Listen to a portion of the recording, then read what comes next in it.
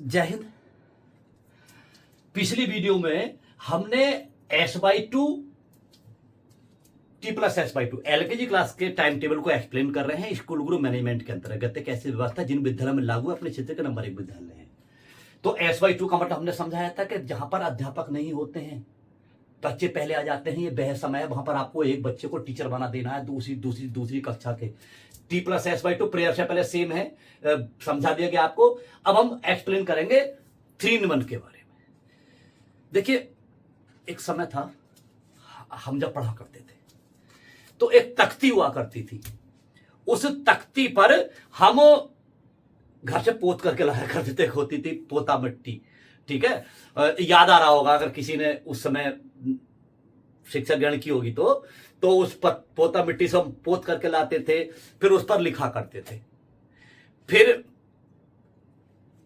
घर, और फिर पोत करके लाते थे, फिर लिखा करते थे, तो उसे तख्ती बोला करते थे। अगर उसमें कुछ गलती भी हो जाया करती थी ना तो हमारे गुरुजी हमसे कुछ नहीं कहा करते थे, बोले बेटा गलती भी होगी कोई बात ना, इस बार आपको ही ठीक करना है। लेकिन अब बड़ी समस्या है कि बच्चा करेगा गलती और ठीक करेगा अध्यापक।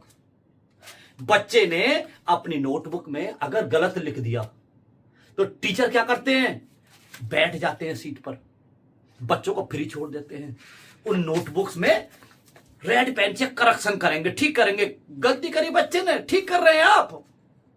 ये क्या तरीका भाई? मतलब कहने को बोला भूख लगी है बच्चे को, खाना खाएंगे आप? गलत।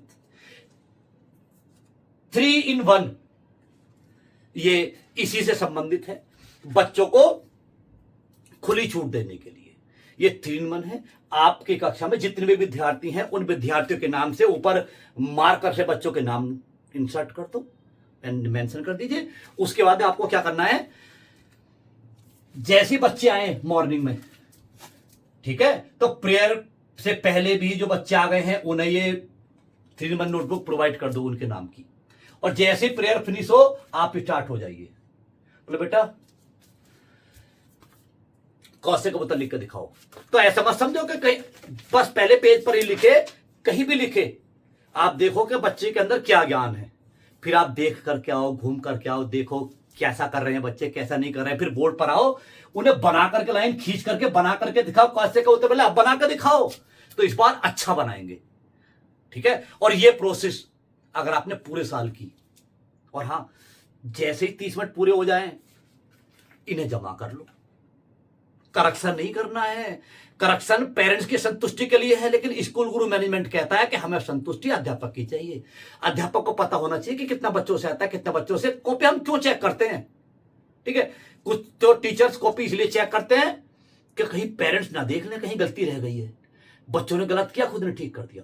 इसलिए हमने कॉपी स्कूल में जमा कराइए, स्कूल में दीजिए, स्कूल में ही जमा कर लीजिए। ठीक है, तो उस बच्चे की प्रोग्रेस दिखाई देती है कि यहां से बच्चे ने लिखना शुरू किया था और यहां आ गए हैं और बच्चे ने इतना अच्छा लिखना शुरू कर दिया है।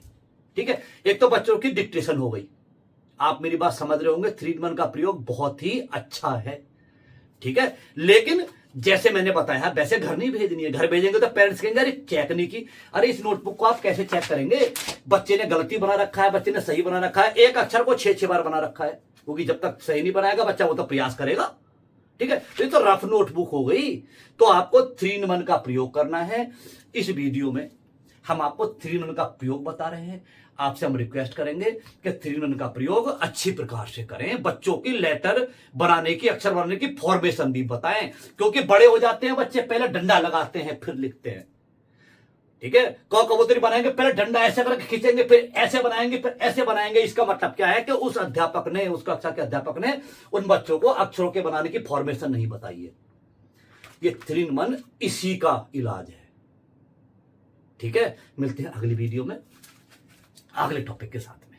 जय हिंद।